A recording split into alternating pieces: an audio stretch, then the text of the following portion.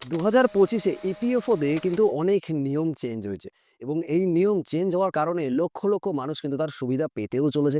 তবে আমরা প্রিভিয়াসে যদি দেখি আমাদের কিন্তু অনেক হ্যাপা বইতে হতো এই পিপিএফওর কারণে। তো সেইসব সমস্যা কিন্তু সমাধান হতে চলেছে এবং আমাদের জীবনের যে অনেক মূল্যবান সময় সেগুলো কিন্তু বাঁচতে চলেছে এবং আমাদের ইপিএফও থেকে টাকা তোলা, টাকা রাখা এইসব জিনিসগুলো কিন্তু অনেকটা স্মুথ হতে চলেছে। তাই কোনো টেনশন নেই। আজকের এই পুরো ভিডিওর মধ্যে আমরা আলোচনা করব সমস্ত বিস্তারিত বিষয়। তাই একটু ধৈর্য ধরে বসুন, জানতে পারবেন পুরো ডিটেইলস।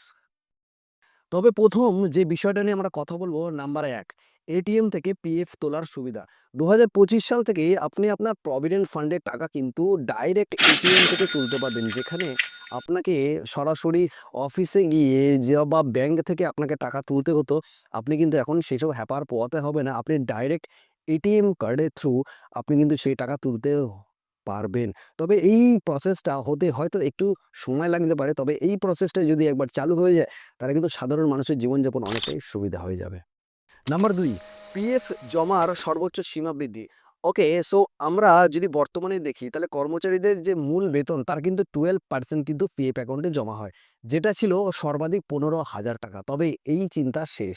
যারা অনেকেই চান যে যারা পিএফ অ্যাকাউন্টে একটু বেশি টাকা জমাতে এবং শেষ সময় গিয়ে একটু বেশি ফেসিলিটি পেতে বা একটা লামসাম অ্যামাউন্ট পেতে, তো তাদের জন্য এটাই সুখবর যে আপনি কিন্তু এখন চাইলে আপ টু ৳২৪,০০০ অবধি কিন্তু জমাতে পারবেন। যেখানে আপনি শেষ বয়সে গিয়ে অনেকটা লামসাম অ্যামাউন্ট কিন্তু হাতে পেয়ে যাবেন। নাম্বার ৩, এইটা কিন্তু বেশ ইম্পোর্টেন্ট।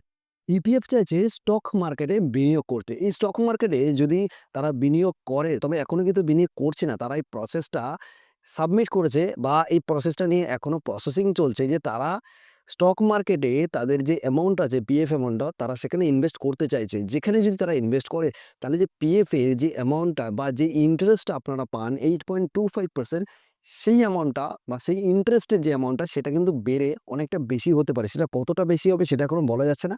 কারণ এই ডিসিশনটা এখনো পেন্ডিং আছে, এখনো কিন্তু ফাইনাল হয়নি। নাম্বার 4, পেনশন তোলার সহজতা।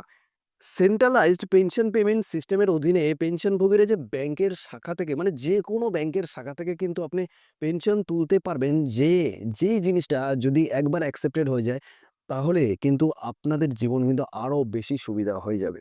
তবে রিসেন্টলি আমরা আরেকটা ভিডিও বানিয়েছিলাম যেখানে আমরা বলেছিলাম এই পয়েন্টটা নিয়ে, যেখানে ব্যক্তিগত তথ্য পরিবর্তনের সহজতা, যেখানে আপনাকে আগে আপনার অফিসে গিয়ে রোজ, রোজ বলতে হতো যে আমার এই পয়েন্টটা চেঞ্জ করে দিন, আমার এই নামটা চেঞ্জ করে দিন, বার্থ প্লেসটা চেঞ্জ করে দিন। এখন কিন্তু আপনাকে সেই জিনিসটা করতে হবে না। আপনি চাইলে আপনি নিজে থেকে ইপিএফওর যে ওয়েবসাইট আছে সেখানে গিয়ে আপনি কিন্তু নিজে থেকে আপনার সমস্ত ব্যক্তিগত ডিটেইলস কিন্তু আপনি চেঞ্জ করতে পারবেন। এই সুবিধাটা কিন্তু বেশ সুবিধা করেছে মানুষের জীবনে। তবে আরো একটা ইম্পোর্টেন্ট যেটা হচ্ছে ইডিএলআই স্কিমে পরিবর্তন। যে নতুন পরিবর্তনটা এনেছে সেটা হচ্ছে ন্যূনতম বীমা সুবিধা। কর্মচারীরা যদি চাকরির ১ম বছরের মধ্যে যদি মারা যায়, সেক্ষেত্রে কিন্তু তারা ৳৫০,০০০ কিন্তু একটা বীমা পাবে। যেখানে তাদের নমিনি বা যদি ওয়াইফ থাকে সে কিন্তু সেই সুবিধাটা পাবে। আরো একটা হচ্ছে চাকরি পরিবর্তনের সময় বীমার কভারেজ। চাকরি পরিবর্তনের সময় যদি ২ মাস পর্যন্ত বিরতি থাকে তবু কর্মচারী কিন্তু ইডিএলআই বীমার আওতায় কিন্তু থাকবেন, যা তাদের বীমা সুরক্ষা নিশ্চিত করবে। এই সুযোগ কিন্তু আগে ছিল না, কিন্তু বর্তমানে এটাকে ইমপ্লিমেন্ট করা হয়েছে। তবে এখানে আপনাকে কিন্তু এক্সট্রা করে কোনো কিছু পে করতে হবে না। আপনি যে পিএফ অ্যাকাউন্টে জমা দেন টাকা, সেটার থেকে কিন্তু আপনি সুবিধাটা পাবেন, যেখানে বিনে পয়সায় আপনাকে এই সিকিউরিটিটা গভর্নমেন্ট আপনাকে দিচ্ছে।